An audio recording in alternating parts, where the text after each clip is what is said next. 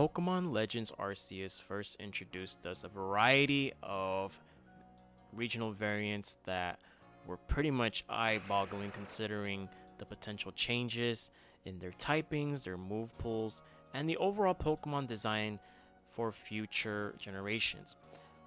From last year, we were introduced one of the craziest Pokemon that we have seen in pretty much a damn long time. It happens to be none other than Hisuian Zoroark. This Pokemon, right off the bat, has really good metagame potential due to the fact that its typing was transformed from Dark into Normal and Ghost. Has a pretty cool design overall and has a pretty unique signature ability that can deal physical attackers. So how good is Hisuian Zoroark will be in future metagames? Let's find out. Okay, let's go more into detail of this new regional variant potentially making its debut in Generation 9. Straight off the bat, normal and ghost typing will be unique in essence that it will have 3 immunities to very important typings: normal, ghost, and fighting. With ghost and fighting being really good in Generation 9, this Pokemon seems to be like a hard counter to those who want to think twice about clicking close combat, drain punches, and shadow balls altogether. Now, this Pokemon does have the illusion ability, like its original counterpart, so you can hide behind certain ghost Pokemon such as Dragapult and Annihilate in order to trick your opponent into believing that they're just a regular ghost type, and then they want to click Shadow Ball, which is a very common move nowadays, and ghost types and ghost moves in general are pretty damn strong. Your opponent has to think again if they see this Pokemon in Team Preview. And then I have here some of its moves that it could potentially use. Bitter Malice is its signature move in that it has a 100% chance of lowering the target's attack by 1. So this Pokemon can hold off potential physical Pokemon. And it does have 75 base power, so it's kind of weak, but then you realize it does get the stab boosting, which is really good. And then you see its stats in general: 60 base HP. This Pokemon isn't really going to be taking hits very well. I mean, you can argue that its special attack and speed are, they're definitely like the highlights of this Pokemon. I kind of wish that Game Freak and whoever's in charge of making these stat distributions made this Pokemon much less frail, or even just making it frail altogether and just putting more stats into its special attack and speed and attack. So kind of like, let's say if they took away like 5 base stats from its HP, defense, and special defense and put them on speed, special attack, and attack, I think that would have been a fair trade-off, but beggars can't be choosers. So I have here the choice spec sets. I think this set will initially be used as more as just all-out attacker on hyper offensive teams. Like I said, Bitter Malice is kind of a must, and I don't know why I have Bitter Malice here twice, but I'm gonna go with Hyper Voice. Dark Pulse enables you to deal with opposing Zoroarks in a 1v1 situation if it happens to be coming down to that situation.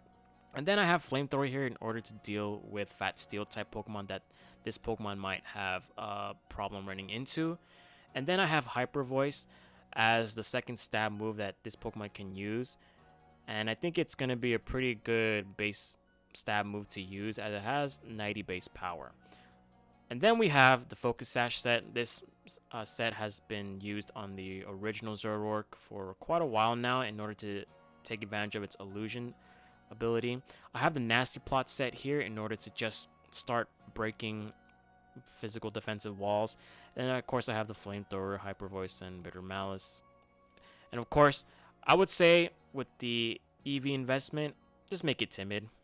The reason why timid is going to be very important is because it speed ties Garchomp if Garchomp does have max speed investment. So that's a pretty interesting metagame point to deal right there.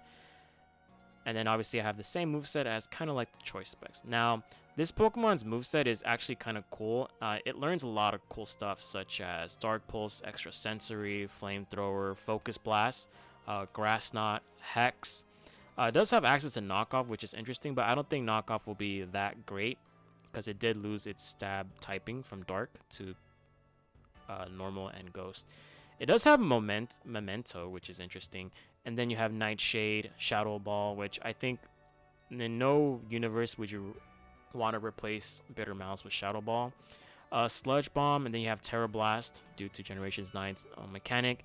Will-O-Wisp and U-Turn if you really need to do that kind of stuff. But honestly, I think a Trick will be overall the better choice, especially on the choice spec set. If you really want to just cripple your opponent's biggest walls, that enables teammates to just start dishing out damage.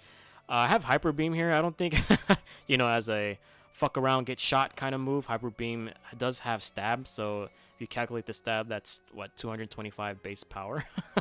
But obviously, Hyper Beam does have its drawback. It's a pretty big drawback. I really don't recommend it unless that's like your an interesting move to use. This Pokemon also has access to Calm Mind, so if you really want to use Calm Mind in this situation, like you can run the leftovers plus Calm Mind, because I believe this Pokemon doesn't have a reliable recovery move, and I'm looking through it right now. It doesn't have it, so Calm Mind leftovers allows you to deal with special Pokemon that cannot touch Zoroark. Let's say, for example, a Dragapult is on your opponent's side of the field and you decide to switch into Zoroark, then Zoroark can definitely Calm Mind up and start budging your opponent a little bit. So I think this Pokemon overall will have somewhat of a metagame impact. Like I mentioned before, there's plenty of ghost and fighting types that are dominating the metagame right now, and Zoroark essentially takes advantage of those certain situations. Now, looking at this Pokemon from other Pokemon in the metagame right now, it kind of deals pretty well against Dragapults that love spamming Shadow Balls.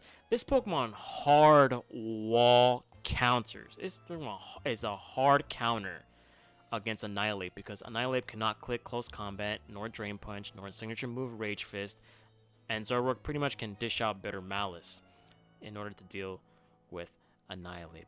This Pokemon also can deal with Great Tusk to a certain extent, but again, Great Tusk is most likely going to click either Knockoff or Earthquake or Headlong Rush, so you got to be very careful with this. And then, of course, Pokemon such as Iron Valiant cannot click Aura Sphere nor Close Combat, but again, you have to be careful because Iron Valiants tend to not be choice locked. They tend to be more so booster energies. I think overall, this Pokemon has the potential of being really good in any competitive format. However, because of its frail stats and obviously the stat distribution isn't really that great, I kind of wish they modified this a little bit more to be more frail and have more power. Overall, I think this Pokemon's normal and ghost typing will make somewhat of a metagame impact, but again, it's only foreseeable depending on what other Pokemon will be introduced in Pokemon Home or in the DLC. So let me know what you guys think about this Pokemon. I think this Pokemon has the potential of being really good. I'm not sure about broken, but of course we got to see how people play against this Pokemon. So let me know in the comment section down below what you guys think about this Pokemon. Keep smashing that like and subscribe button. We are so close to 10K. That is the best way to support me for free. It's your boy Franklin signing out. Peace.